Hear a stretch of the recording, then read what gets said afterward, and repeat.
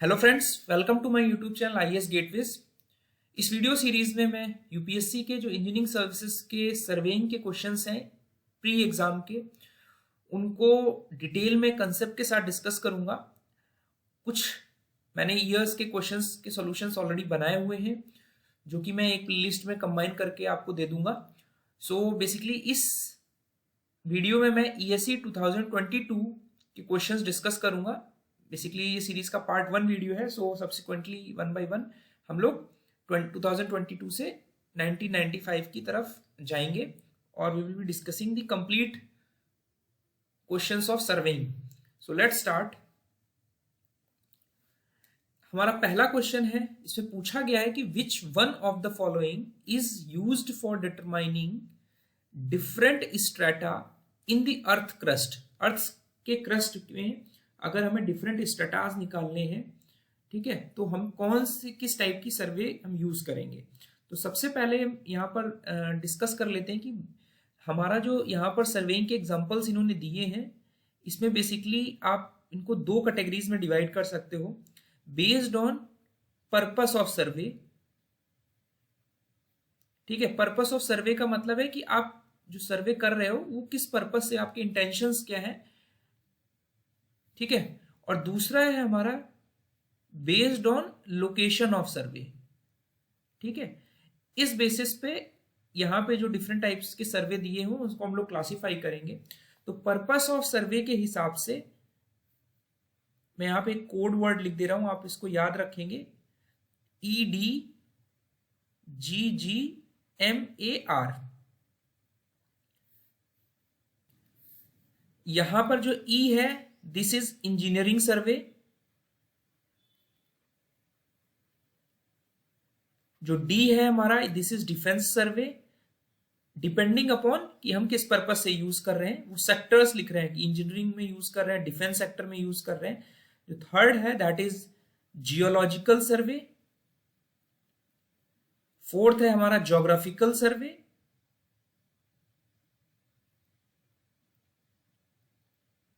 Fifth है हमारा mine सर्वे। Sixth है हमारा आर्कियोलॉजिकल सर्वे। और सेवेंथ है हमारा रूट सर्वे। ठीक है, लोकेशन ऑफ सर्वे में हम लोग प्राइमरली इस क्वेश्चन से जो रेलेवेंट है दैट इज लैंड सर्वे, जिसमें बेसिकली हमारे तीन तरीके के सर्वे आते हैं। पहला है टोपोग्राफिकल सर्वे,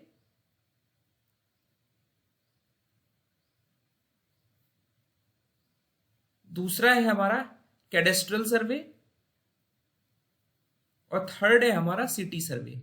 तो आप ये ध्यान रखिए कि डिपेंडिंग अपॉन दिस क्लासिफिकेशन हम अपने इस माइन सर्वे को, आर्कियोलॉजिकल सर्वे को और जियोलॉजिकल सर्वे, इन तीन को हम लोग क्लासिफाई कर सकते हैं बेस्ड ऑन पर्पस ऑफ सर्वे, कि हम किस पर्पस से सर्वे कर रहे हैं। और जो टोपोग्राफी सर्वे है, it is basically a land survey which is basically classified based on the location of सर्वे। ठीक है, तो वन बाय वन हम लोग डिटेल में डिस्कस करेंगे कि जो हमारे रिलेवेंट ऑप्शंस हैं उसमें सबसे पहला है माइन सर्वे। तो बेसिकली माइनिंग जहां पर होती है, माइनिंग का पर्पस ये है कि आपको अर्थ से मिनरल्स एक्सट्रैक्ट करने हैं। ठीक है, तो उसके लिए आपको एक्सकवेशंस करने पड़ेंगे, आपको टनल्स बनाने पड़ेंगे, शैफ्ट्स बनाने पड़ेंगे एक्सकवेशन के लिए। ठीक है, तो जब वो सर्वे हम कर रहे हैं, जो हमारा पर्पस क्या है कि हमें माइनिंग करनी है। ठीक है, तो पर्पस हमारा जब माइनिंग होगा तो ऐसे सर्वेयर्स को हम लोग बोलते हैं माइन सर्वेयर्स। ठीक है, जैसा कि आप डायग्राम में देख पा रहे हो, he is a mine surveyor and he is working in a mine, जहां पे उसने टनल में काम कर रहा है। तो बेसिक पर्पस ये है इस सर्वे का कि आपका सरफेस और अंडरग्राउंड सर्वे आपको करने होंगे। ठीक है, दूसरा इसमें भी आपकी जो माइन प्रॉपर्टी है, जहां पे आपको मिनरल्स एक्सट्रैक्ट करना है, जहां पे आपकी माइन है, वहां पे आपको एक सरफेस मैप बनाना होगा, अंडरग्राउंड सर्वेस करने होंगे। पर्पस क्या होगा, to fully delineate the mine working and constructing the underground plans, fixing the positions and direction of tunnels, shafts, drifts and preparation of geological maps. ठीक है, तो माइन सर्वे में भी आप एक जियोलॉजिकल मैप बनाएंगे उस माइन का, which will be restricted to that mine only. ठीक है, तो हमारा इट इन्वॉल्व्स एक्यूरेट मेजरमेंट्स, और पर्पस क्या होगा कि हमारी design, planning and safety of surface and underground mining area. ठीक है, दूसरा हमारा कैटेगरी है सर्वे की, दैट इज आर्कियोलॉजिकल सर्वे। जैसा कि नाम सजेस्ट कर रहा है, आर्कियोलॉजी जो वर्ड है इसका मतलब होता है it is a study of human past.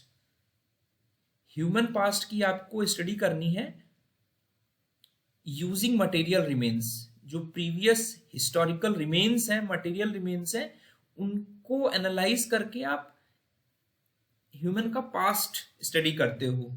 ठीक है, तो हमारा पर्पस यहां पे क्या है, टू अनअर्थ यानी बेसिकली एक्सप्लोर या study the relics of antiquity civilisations, kingdoms, towns. जो हड़प्पन सिविलाइजेशन है, जो डिफरेंट टाइप्स की इवोल्यूशन हमारा कैसे हुआ, जो कि हमारा कभी अर्थक्वेक या लैंडस्लाइड या अदर कैलेमिटीज से बरी हो गए थे। तो इसमें क्या करेंगे, बेसिकली यहाँ पे आप देख रहे हो this is one of this archaeological site है जहां पे बेसिकली एक्सकवेशन किया हुआ है। तो सर्वेड एरिया का हम एक्सकवेशन करते हैं, जो कि फर्दर हम आइडेंटिफाई करेंगे and it will reflect the history, culture and development of the era. These provide vital links on evaluation of present civilization as well as human being। ठीक है, तो आर्कियोलॉजिकल सर्वे के लिए हमारा जो इंडियन गवर्नमेंट है उसने एक डिपार्टमेंट बनाया हुआ है, that is archaeological survey of India, जो कि हमारा 1861 में इस्टेब्लिश किया गया था। और it comes under the ministry of culture. Ministry of culture के अंडर आता है, जो कि बेसिकली इस काम के लिए रिस्पॉन्सिबल है। ठीक है, and it is responsible for basically archaeological research, ठीक है, and preservation of culture and history. ठीक है, जो थर्ड हमारा कैटेगरी है दैट इज जियोलॉजिकल सर्वे। जैसा कि नाम सजेस्ट कर रहा है, इसमें हम लोग सर्वेस या सब सरफेस सर्वेइंग करेंगे to determine the geological structures. Geological structures में आपके क्या आते हैं, फोल्ड्स, फॉल्ट्स और unconformities, possible occurrence of economic minerals, oils. ठीक है, इसकी हेल्प से आप फर्दर फाउंडेशन का ट्रीटमेंट भी आप असेस कर सकते हो डैम्स या ब्रिजेस के केस में, कि आपका जियोलॉजिकल स्ट्रेटा बेसिकली क्या है। तो जो डिफरेंट जियोलॉजिकल स्ट्रेटा, आप यहाँ पे एक जियोलॉजिकल मैप देख रहे हो जिसमें डिफरेंट कलर्स जो इंडिकेट कर रहे हैं, ये बेसिकली जियोलॉजिकल स्ट्रेटा को इंडिकेट कर रहे हैं, डिफरेंट फीचर्स को इंडिकेट कर रहे हैं, डिफरेंट बेडिंग प्लेन्स को इंडिकेट कर रहे हैं। स्ट्रक्चरल फीचर्स जो हैं वो हमारे क्या हैं, folds, faults with strikes and dips. ठीक है, तो स्ट्रेटिग्राफिक कंटूर लाइंस बनती हैं जियोलॉजिकल सर्वे में। ठीक है, स्ट्रेटिग्राफिक कंट्रोल लाइंस का मतलब है जहां पे हमारा स्ट्रेटिफिकेशन, सेम टाइप के फॉल्ट्स और डिफरेंट सेम टाइप की लेयर्स आ रही हैं, वो हम स्ट्रेटिग्राफिक कंट्रोल लाइंस की हेल्प से दिखाते हैं। ठीक है, जो आइसोपैक मैप्स, ये एक अच्छा टर्मिनोलॉजी है। Isopach maps details the variation in thickness of stratigraphic units. जो डिफरेंट स्ट्रेटिफिकेशन है लेयर्स की, ठीक है, वो हम आइसोपैक मैप्स में दिखाते हैं। ठीक है, तो जो जियोलॉजिकल सर्वे है, इसके लिए हमारे पास जो इंडियन गवर्नमेंट ने रेस्पॉन्सिबल एजेंसी दी है, that is GSI, geological survey of India, which is basically a scientific agency है which was established in 1851 और it comes under the Ministry of Mines के अंदर आता है ये, which is basically responsible for the geological upkeep of records which is pertaining to geological structures। ठीक है, जो हमारा फोर्थ कैटेगरी है टोपोग्राफिकल सर्वे, ये मैंने आपको बताया कि it is a land survey and classified based on the location of survey। ठीक है, कहां पे आप सर्वे कर रहे हो, तो बेसिकली ये सर्वे आप कहां कर रहे हो, लैंड में कर रहे हो। And it is basically, purpose क्या है इसका, to obtain the inequalities of land surface by measuring elevation and to locate the natural and artificial features of earth, rivers, woods, hills. तो basically topography is basically, topography की अगर definition देखें तो it is basically study of different features and forms of on land surface. Different forms हमारे reverse के form में हो सकते हैं, माउंटेन हो सकते हैं, लेक्स हो सकते हैं, इनकी स्टडी करना, इनके फीचर्स को स्टडी करना और किसी एक मैप में हमें प्लॉट करना ऑफ लैंड सरफेस. इसको हम कहते हैं टोपोग्राफिकल सरफेस सर्वे. और इसके लिए जो एजेंसी रिस्पॉन्सिबल है that is survey of India. ये पूरे जो जितने भी हमारे लैंड फीचर्स हैं उनको मेजरमेंट करके हम मैप्स के फॉर्म में रिप्रोड्यूस करते हैं and this is called topographical maps. कुछ इस तरह दिखता है हमारा टोपोग्राफिकल मैप्स, जिसमें आप देख पा रहे हैं कि रिवर्स के फीचर्स दिख रहे हैं आपको, ठीक है, रोड नेटवर्क्स हो सकते हैं आपके, ठीक है, ब्रिजेस हो सकते हैं. तो जो भी आपको यहाँ पे topographical survey at line at Kanchipur, एक ब्रिज साइड का टोपोग्राफिकल सर्वे है, ठीक है. तो इसमें कैचमेंट एरिया के अंदर जितने भी लैंड फॉर्म्स हैं वो सभी दिखेंगे. तो जो हमारा responsible department of survey of India, it is basically one of the oldest department of Indian government and it is basically responsible for mapping and surveying. इसको हम लोग national survey and mapping organisation भी बोल सकते हैं, which is responsible for preparing the topographical maps. ठीक है, and it comes under the department of science and technology के अंदर आता है ये सर्वे of India, department of science and technology. ठीक है, तो 1767 में स्टैब्लिश किया था ब्रिटिश ईस्ट इंडिया कंपनी के टाइम में. It is one of the oldest engineering departments of government of India. तो अगर हम यहां पर ऑप्शंस देखें,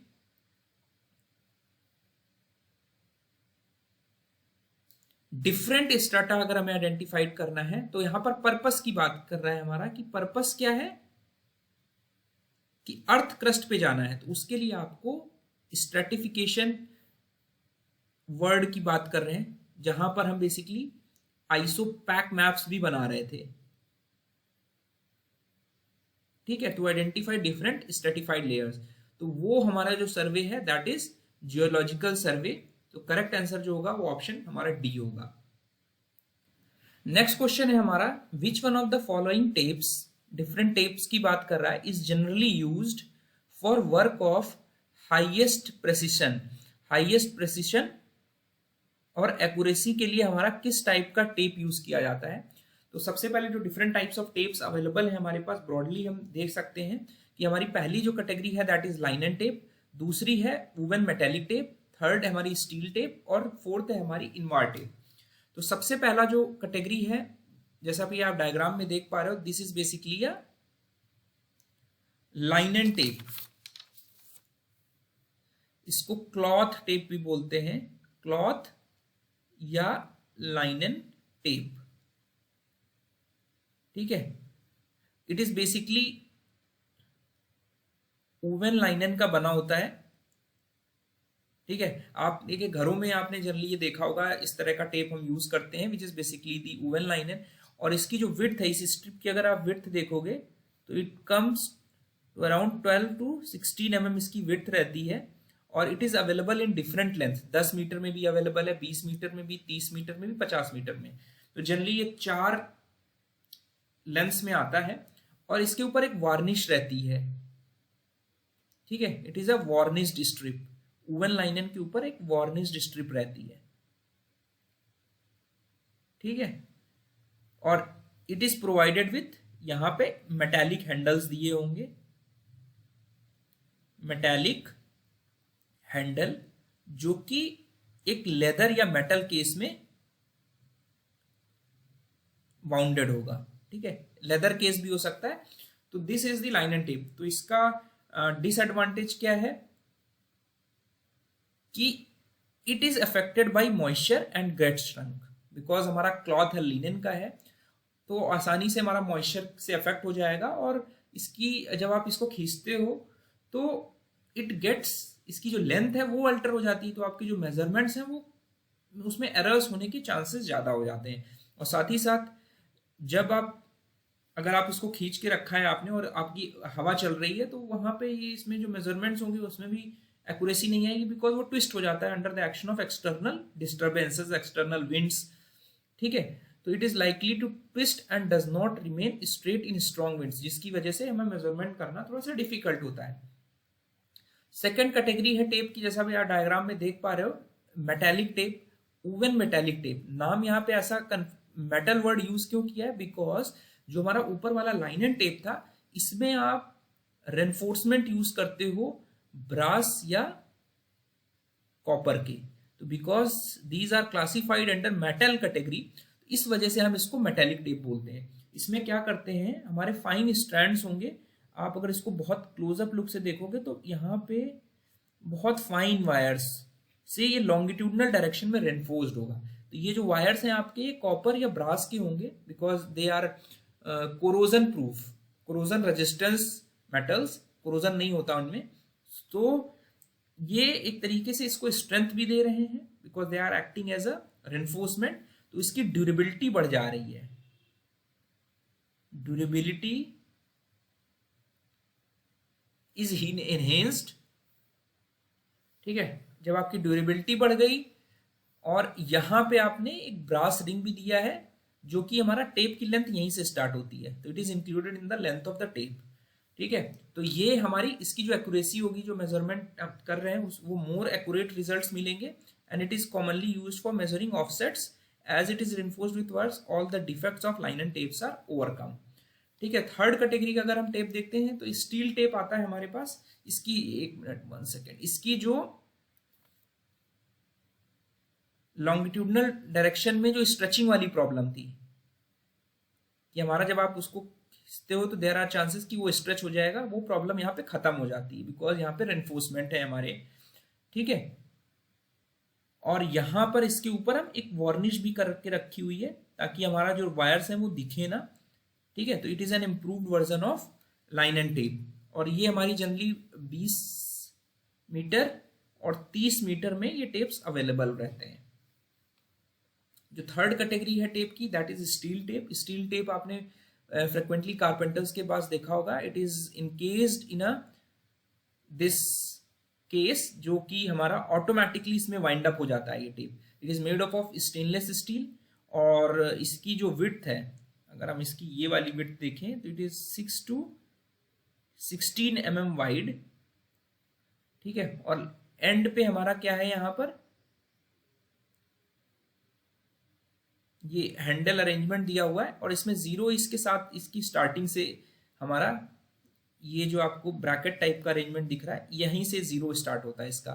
तो ये ऑटोमेटिक वाइंडिंग डिवाइस होती है, इसको ऑटोमेटिक वाइंड अप हो जाए, जैसे हम छोड़ेंगे तो ऑटोमेटिकली ये चला जाएगा। और यहाँ पे ये बटन लगी होती है पुश ऑन पुश ऑफ करने के लिए। और जो लेंथ अवेलेबल है इसमें हमारा 1 मीटर से लेके 50 मीटर तक अलग अलग लेंथ कॉन्फ़िगरेशंस में आता है। 1 मीटर का मेटल टेप भी आएगा, 5 मीटर का भी आएगा, 8 मीटर का भी आता है, 10 मीटर का आता है, 20 मीटर का, 30 मीटर का, 50 मीटर का भी आता है। और इसमें मीटर, डेसीमीटर और सेंटीमीटर्स ग्रेजुएटेड होते हैं स्टील स्ट्रिप में, मीटर, डेसीमीटर एंड सेंटीमीटर्स। इसमें जो हमारे फोर्थ कैटेगरी का और सबसे इंप्रूव्ड वर्जन है टेप्स के लिए, वो है हमारे Invar tapes. Invar is basically a metal alloy. ठीक है, मेटल एलॉय हम बोल रहे हैं, तो it is a single phase alloy बोलते हैं हम इसको, सिंगल फेस एलॉय। अब मेटल एलॉय है तो it is basically made up of 2 metals. तो मेटल्स कौन कौन से हमारे यूज करते हैं, यहाँ पर आयरन और निकल होते हैं बेसिकली हमारे। Invar is basically a metal alloy, जिसमें हमारा आयरन है, इसको हम Fe से डिनोट कर रहे हैं, और एक निकल है।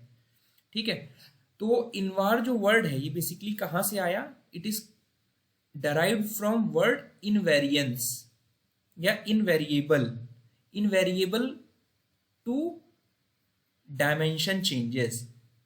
इसका मतलब ये है कि under the effect of temperature, जब भी टेम्परेचर चेंजेस होंगे,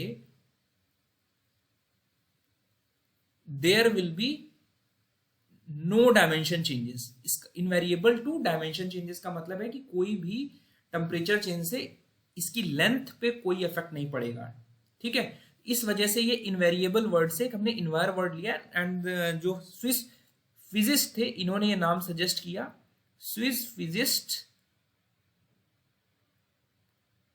Charles, he suggested this name Invar, जो कि इनवेरिएबल वर्ड से हमने निकाला। It is basically a metallic alloy जिसमें हमारा जो कंपोजिशन है इसको हम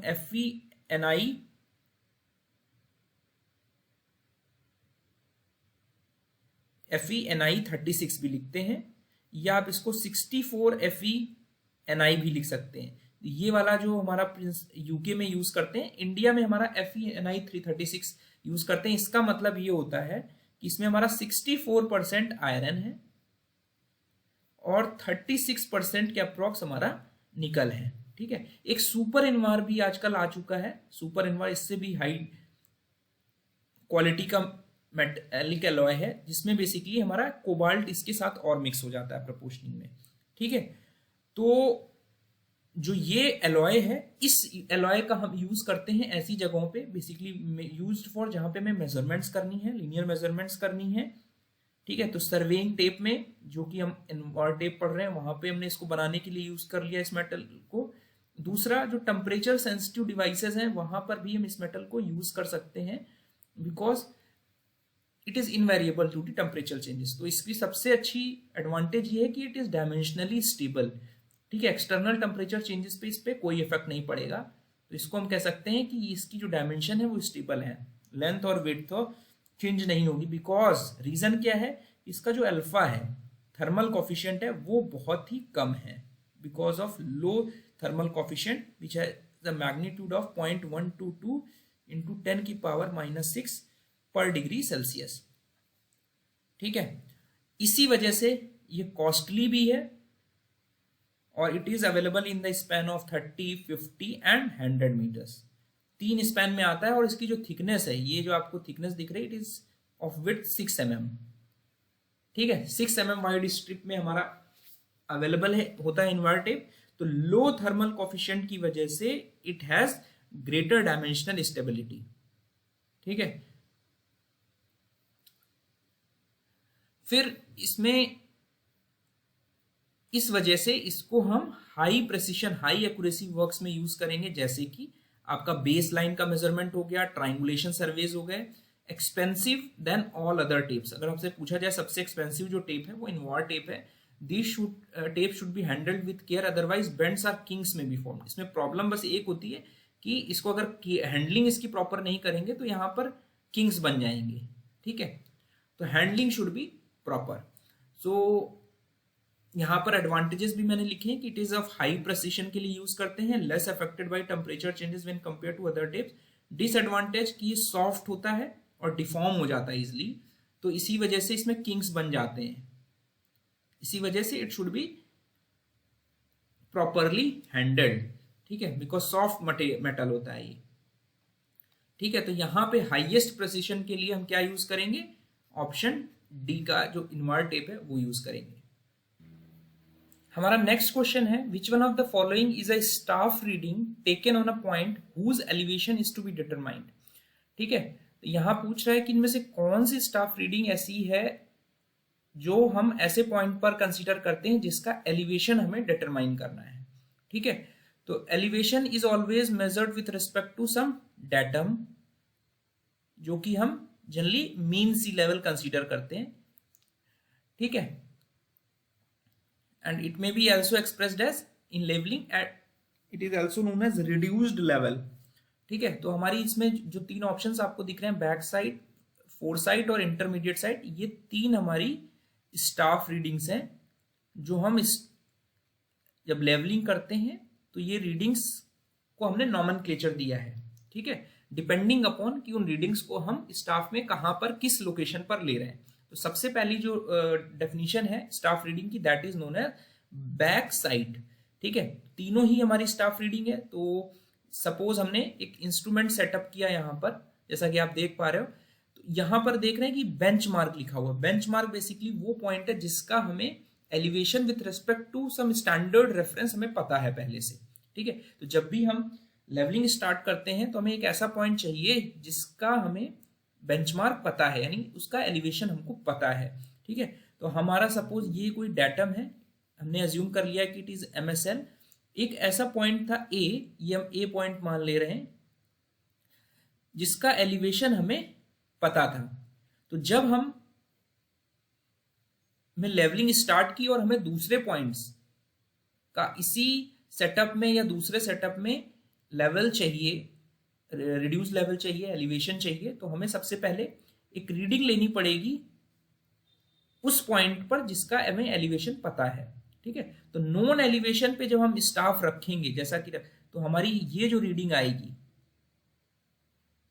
ठीक है, this will be the staff reading, हम ये रीडिंग नोट कर लेंगे, and this reading is A here.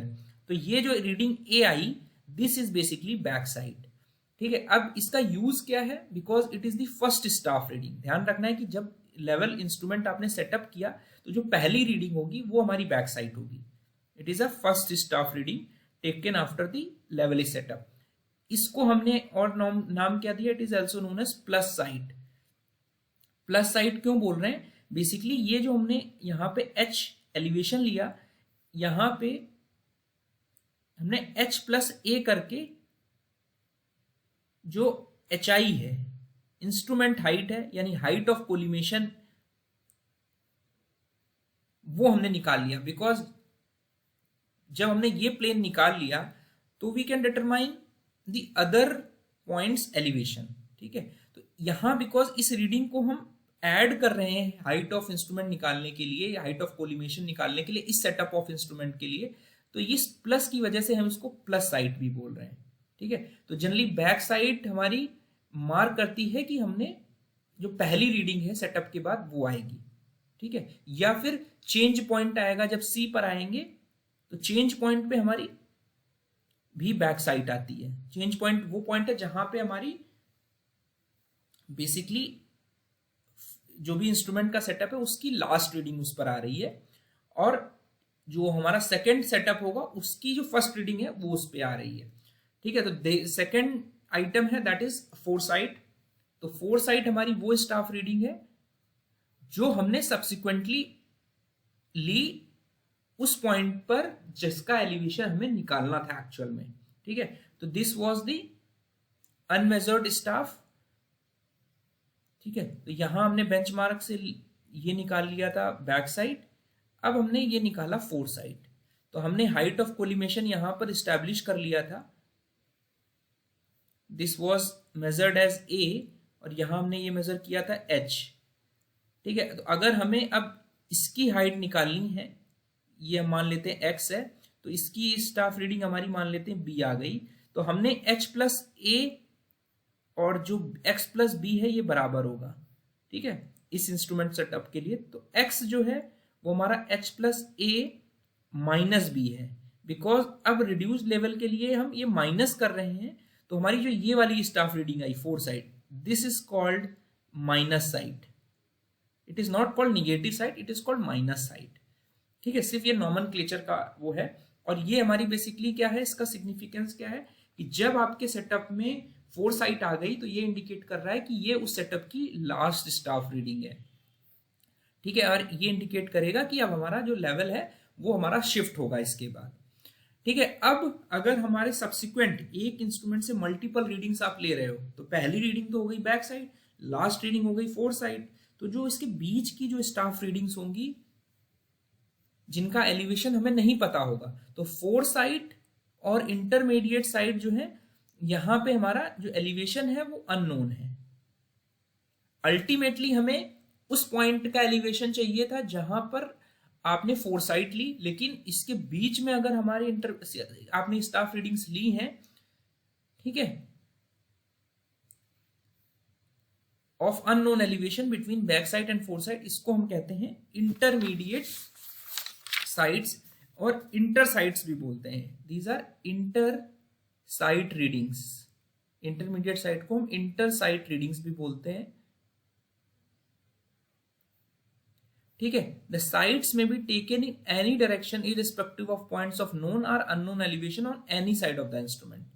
ठीक है, तो हम किसी भी डायरेक्शन में ले सकते हैं ये रीडिंग्स। तो हमारा जो क्वेश्चन था उसमें ये पूछा गया था कि हमें वो स्टाफ रीडिंग जहां पर एलिवेशन टू बी डिटरमाइंड, तो यहाँ पे क्लियरली लिखा हुआ है कि foresight is a staff reading taken on a point whose elevation is to be determined, जिसका एलिवेशन हमें निकालना है। ठीक है, तो इसको हमने माइनस साइड भी कहा। तो हमारा ये वाली जो रीडिंग आ गई सी पॉइंट, इसका अगर हमें एलिवेशन चाहिए था, इसको हमने अभी एक्स माना था, तो ये निकल के आ जाएगी x is equal to h plus a minus c. ठीक है, और जो बीच में आपने कोई स्टाफ रीडिंग ली जो बी है, इसको हमने कहा इंटरमीडिएट साइड। ठीक है, एंड ये चेंज पॉइंट हो गया बिकॉज ये लास्ट रीडिंग थी।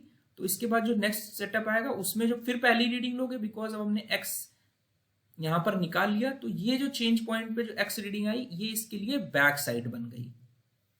ठीक है, और इसमें जो लास्ट आइटम था, तो हमारा यहाँ पे करेक्ट आंसर जो होगा वो हो जाएगा बेसिकली फोरसाइट, जिसका हमें एलिवेशन निकालना है।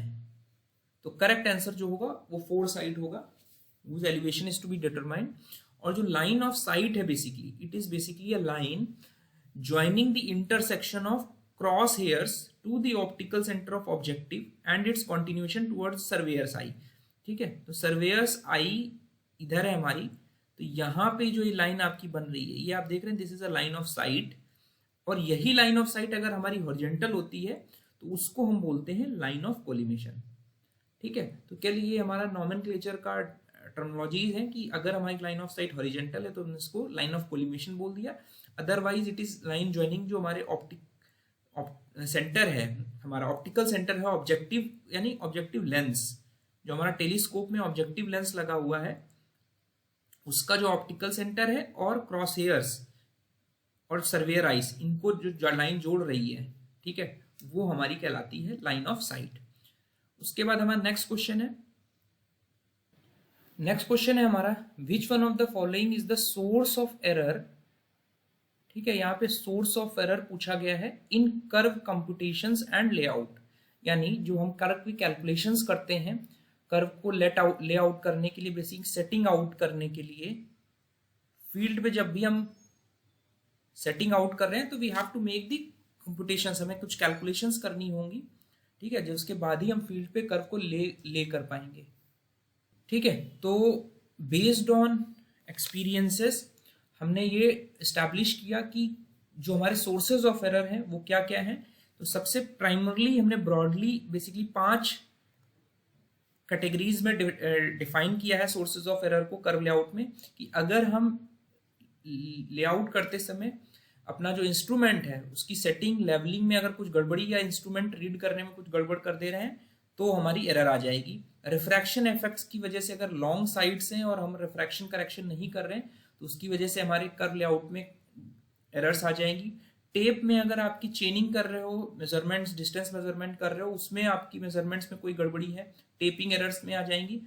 और अगर आपका इंटरसेक्शन जो है सम टेप और साइड लाइंस के बीच में, ठीक है, विच में be almost parallel on very flat curves, तो अगर वो इंटरसेक्शंस प्रॉपर नहीं है तो भी आपकी एरर आ जाएगी। और अगर आप फुल टेप लेंथ है, आर्क डेफिनेशन कर्व्स में एक टर्मिनोलॉजी है कि आर्क डेफिनेशन कर्व का मतलब ये है कि हमारी जो लेंथ ऑफ कर्व है वो हमारी डिफाइंड है 100 फीट आर्क लेंथ से, कि 100 फीट की जो आर्क लेंथ है, कर्व की लेंथ है, वो कितना एंगल सब्सटेंड कर रही है उसको हम बोलते हैं कि डिग्री ऑफ कर्व है। तो जब ये रिलेशनशिप आप निकालते हो तो रेडियस हमारा निकल के आता है 1719 बाई डी। तो this is called arc definition of curve. तो जब आप कर्व की सेटिंग आउट कर रहे हो, लेआउट कर रहे हो कर्व का, तो अगर इस 100 फीट या 30 मीटर, यहाँ 30 मीटर के करस्पॉन्डिंग आपका 100 फीट आता है, तो 30 मीटर या 100 फीट की आर्क लेंथ से कम लेंथ आप ले रहे हो, ठीक है, टेप लेंथ, यानी अगर आपका जो टेप है, अगर आपने 10 मीटर का टेप ले लिया तो उसकी वजह से आपके एरर्स आएंगी आपके कर्व में। ठीक है, बिकॉज हमने जो एजम्पशन लिया है कि हमारी जो 1 डिग्री का कर्व है वो हमारा 100 फीट की आर्क से या 30 मीटर के कर्व लेंथ से बन रहा है, लेकिन आप एक्चुअल में जब आप कर्व ले करने जा रहे हो तो आप इससे छोटा या इससे बड़ा टेप लेंथ यूज कर रहे हो, तो देयर विल बी एरर्स। तो यहां पर आइटम बी अगर आप ध्यान से देखो तो यही बात कह रहा है कि use of less than full tape length on arc definition curve. Full tape length हमारा मतलब ये हो गया कि हमारी आर्क डेफिनेशन में आपने 30 मीटर या 100 फीट की आर्क लेंथ से जो एंगल सब्सटेंट हो रहा है वो हमारा डिग्री को डिफाइन कर रहा है। तो उससे कम लेंथ के टेप लेंथ यूज करोगे तो विल हैव एरर्स। तो यहाँ पे करेक्ट आंसर ऑप्शन बी होगा।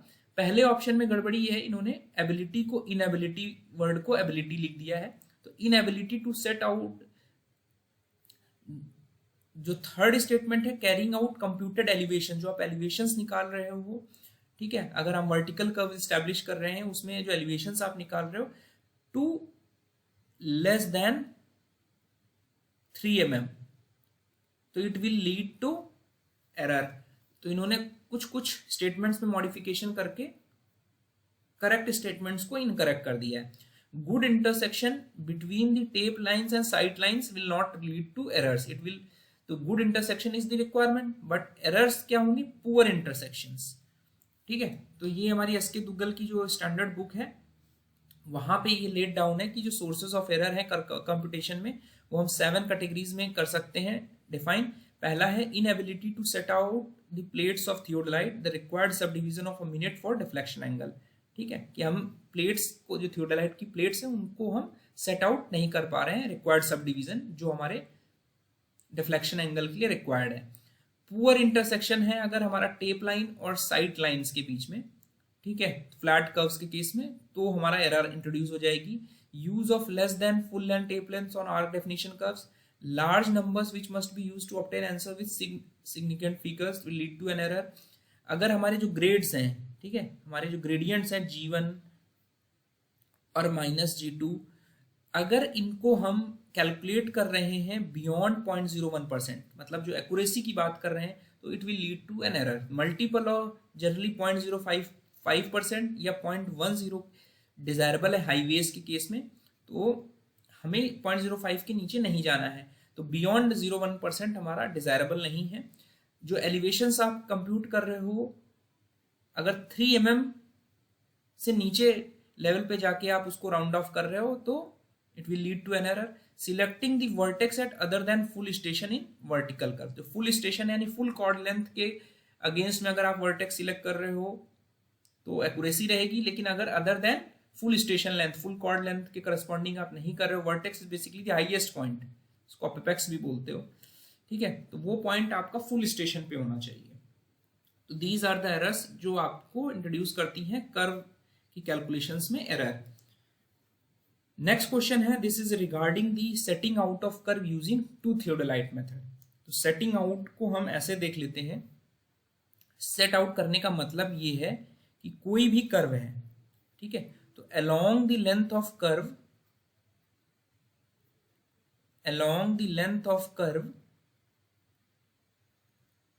locating various points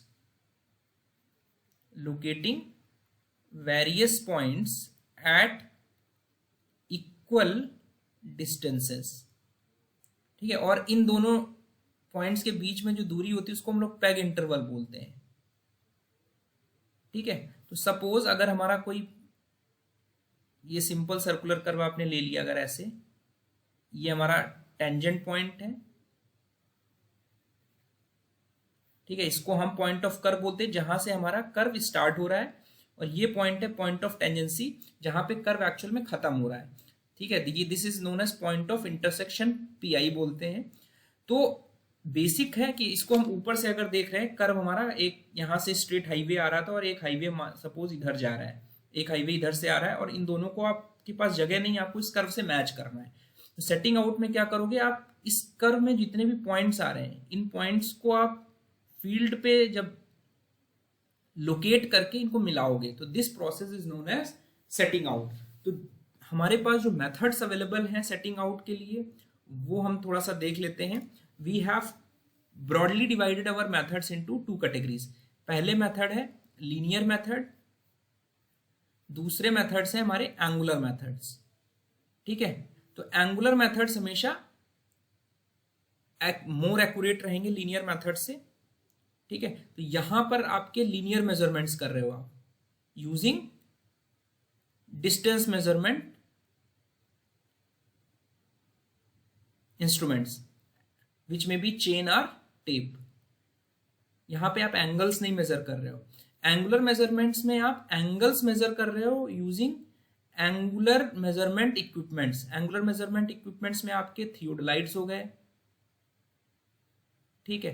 तो एंगल मेजरमेंट इक्विपमेंट्स के साथ अगर आप डिस्टेंस मेजरमेंट्स भी यूज कर रहे हो तब भी वो हमारा एंगुलर मेजरमेंट के केस के क्लासिफिकेशन में आएगा। तो एंगुलर वाले जो मेथड्स हैं सेट आउट करने के लिए कर्व्स के, वो बेसिकली आप 3 कैटेगरीज में डिफाइन कर सकते हो। पहली कैटेगरी जो है इसको लिखते हैं Rankine's method of deflection angles, which is basically one theodolite method, OTM बोल रहे हैं हम। दूसरा मेथड है हमारा 2 थियोडोलाइट मेथड, टीटीएम। और थर्ड मेथड है हमारा टैक्यूमेट्रिक मेथड। जो हमारा टैक्यूमेट्रिक मेथड है इसमें भी हमारी कोई भी लीनियर मेजरमेंट्स हम नहीं करते, we make use of some tacheometric measurements. यहाँ पे थियोडोलाइट जो है वो टैक्यूमेट्रिक की तरह एक्ट करता है, ठीक है। और जो हमारा रैंकाइन्स मेथड ऑफ डिफ्लेक्शन है यानी 1 थियोडोलाइट मेथड, इसमें आप डिस्टेंस का भी मेजरमेंट करते हो, ठीक है। हाईवेज एंड रेलवेज में हम इसको यूज करते हैं, ठीक है। लार्ज लेंथ और लार्ज रेडियस वाले जो कर्व्स हैं उनके लेआउट के लिए आप इसको यूज करते हो, ठीक है। तो 1 थियोडोलाइट मेथड और 2 टीटीएम और टीएम मेथड में अगर एक्यूरेसी की बात करें तो हमारा सबसे कम एक्यूरेट मेथड जो है वो है टैक्यूमेट्री मेथड, फिर हमारा Rankine method of deflection angle, और फिर सबसे ज्यादा जो एक्यूरेट है वो है हमारा 2 थियोडोलाइट मेथड, ठीक है। तो एक्यूरेसी की बात करें अगर, तो हमारा ये सबसे मोस्ट एक्यूरेट मेथड है 2 थियोडोलाइट मेथड। तो यहाँ पे क्वेश्चन हमारा 2 थियोडोलाइट मेथड की बात कर रहा है, तो we will go in detail for 2 theodolite method की एक्यूरेसी हमारी सबसे ज्यादा है इस मेथड में। लेकिन हमारा जो मेथड है वो अगर कॉस्ट के टर्म्स में देखा जाए तो it is quite expensive. Expensive क्यों है? क्योंकि हमारा it is requiring more laborious है, आपको टीडियस टास्क है, ठीक है। दूसरा 2 थियोडोलाइट्स हमारे यूज कर रहे हैं which are obviously more costly than the linear measurement devices, ठीक है। और टाइम कंज्यूमिंग भी है। जब टाइम कंज्यूमिंग है तो इसी वजह से हमारे एक्सपेंसिव है, बिकॉज वहां पे लेबर्स हमारी ज्यादा लगेगी, ठीक है। तो जब 2 थियोडोलाइट जैसा कि नाम सजेस्ट कर रहा है इस मेथड में हम 2 थियोडोलाइट का यूज कर रहे हैं, ठीक है। 2 थियोडोलाइट का यूज कर रहे हैं और जनरली ये वाइडली यूज किया जाता है हमारा रेलवे कर्व्स को लेआउट करने में। कोई भी डिस्टेंस मेजरमेंट करने की जरूरत नहीं है। हर एक पॉइंट जो भी आप यहाँ पॉइंट सेट आउट कर रहे हो, ये पॉइंट्स हमारे एक दूसरे से इंडिपेंडेंट है। मतलब जब इस पॉइंट को आप लोकेट कर रहे हो, फिर जब दूसरे को करोगे तो इसका फर्स्ट पॉइंट से कोई कनेक्शन नहीं रहेगा। तो जो भी हमारी एरर है वो हमारी एक ही पॉइंट पर कंसेंट्रेट रहेगी, वो शिफ्ट नहीं होगी, ट्रांसफर नहीं होगी। इसी वजह से एक्यूरेसी दूसरे पॉइंट के सेटअप में वो अफेक्ट नहीं करती, ठीक है। अब बिकॉज यहाँ पे हम सिर्फ एंगल मेजर कर रहे हैं तो इट कैन बी अप्लाइड जहां पे हमारा जो ग्राउंड है वो अंडुलेटिंग है। अगर हमारा टेरेन कुछ ऐसा है, अनइवन टेरेन है, तो यहाँ पे वैसे भी जो लीनियर मेजरमेंट्स हैं आप कर नहीं पाओगे। तो अंडुलेटिंग टेरेन के लिए जो हमारा रफ ग्राउंड है वहां पे आपका ये मेथड बहुत हेल्पफुल होगा, because we are measuring only angles, ठीक है। तो अंडुलेटिंग टेरेन के लिए this method is very helpful, because in जो हमारी लीनियर मेजरमेंट्स हैं वो हमारी प्लेन ग्राउंड के लिए ही सुटेबल होती हैं। तो ये मेथड हमने इवॉल्व किया। इस मेथड का अगर हम प्रिंसिपल की बात करें तो अब हम इसके लिए क्या करेंगे, हमने एक थियोडोलाइट लिया T1 पॉइंट पे, विच is basically point of curve. ये हमें पता है फील्ड पे कि हमें भाई इस पॉइंट से कर्व स्टार्ट करना है, ठीक है। इससे पहले हमारा एक स्ट्रेट लाइन आ रही थी, और एक दूसरा पॉइंट पता है जहां पे हमें कर्व को खत्म करना है, विच is basically point of tangency. अब और साथ ही साथ पॉइंट ऑफ इंटरसेक्शन हमको पता है, विच इज I, जो हमने मैथमेटिकली कैलकुलेट कर लिया है, ठीक है। तो अब इस पॉइंट को अगर ये बेसिकली हम प्लान में देख रहे हैं, ठीक है, ये ऊपर से देख रहे हैं और ऊपर से प्लान में कैसा दिख रहा है, ये प्लान में T1 पॉइंट हो गया, T2 पॉइंट हो गया, ये I पॉइंट हो गया। तो सबसे पहले क्या करना है आपको, इसका वर्किंग प्रिंसिपल अगर समझें हम, तो जो आपका ये थियोडोलाइट है इसका जो टेलीस्कोप है, ठीक है, टेलीस्कोप को सबसे पहले जो T1 पे आपने रखा इसका वर्नियर 0 रीडिंग सेट कर देनी है। ठीक है, 0 रीडिंग सेट करने के बाद हमें क्या करना है, टेलीस्कोप जो T1 पे था, इसको जो टेलीस्कोप है वो इधर की तरफ डायरेक्ट करना है, टुवर्ड्स आई पॉइंट। और जो T2 पे आपने थियोडोलाइट रखा है उसको आपको इस डायरेक्शन में डायरेक्ट करना है, T1 की तरफ।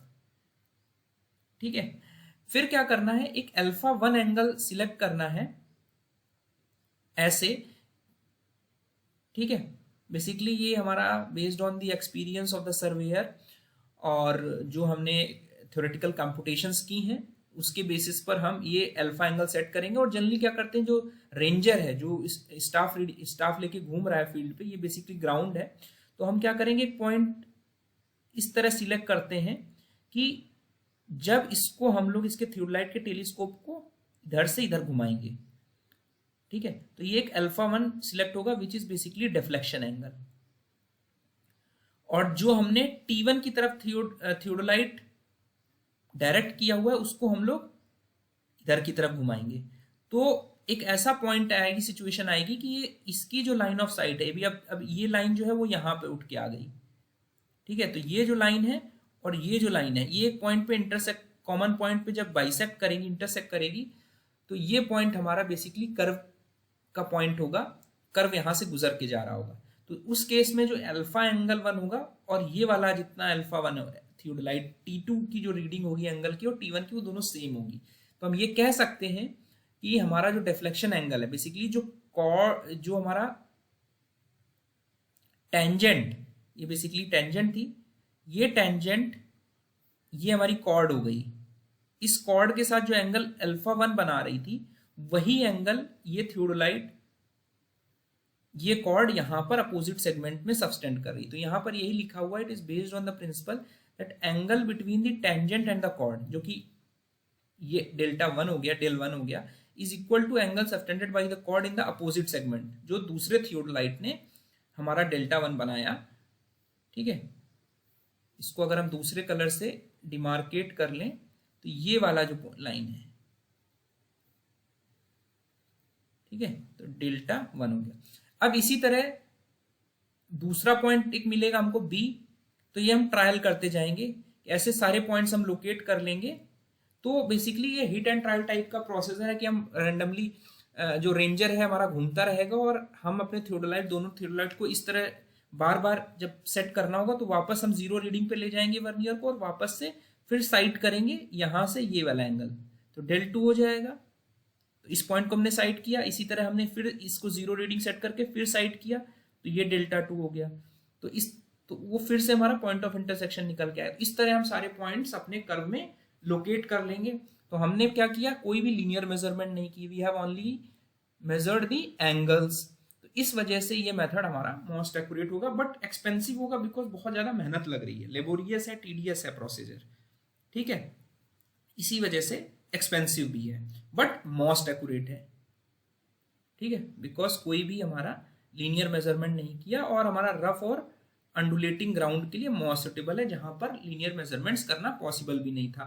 ठीक है, यहाँ पे एक पॉइंट और भी बात लिखी हुई है कि जो वेरियस पॉइंट्स हैं they are established independent of each other and thus the error in establishing a point is not transfer to the subsequent point. ठीक है, तो इस तरह हम अपने ऑब्जर्वेशंस रिकॉर्ड कर लेते हैं। T1 का चेंज आ जाएगा हमारा, कुछ पर्टिकुलर हमने कहीं से स्टार्ट किया होगा तो 0 के रिस्पेक्ट में ये चेंज आ जाएगा। कॉर्ड लेंथ आ गई, मान लीजिए ये कॉर्ड लेंथ है आपकी, ठीक है, और डिफ्लेक्शन एंगल Δ1 हो गया। तो इस तरह रिकॉर्ड कर लेंगे और फील्ड पे जब जाएंगे तो हम इसको इस कर्व को ले आउट कर सकते हैं and this is called the setting out using two theodolite method. I hope मेरा वीडियो आपको हेल्पफुल होगा। आप अपना कमेंट जरूर करिए कि मैं अपना ये वीडियो सीरीज कंटिन्यू रखूं या नहीं। So thank you and all the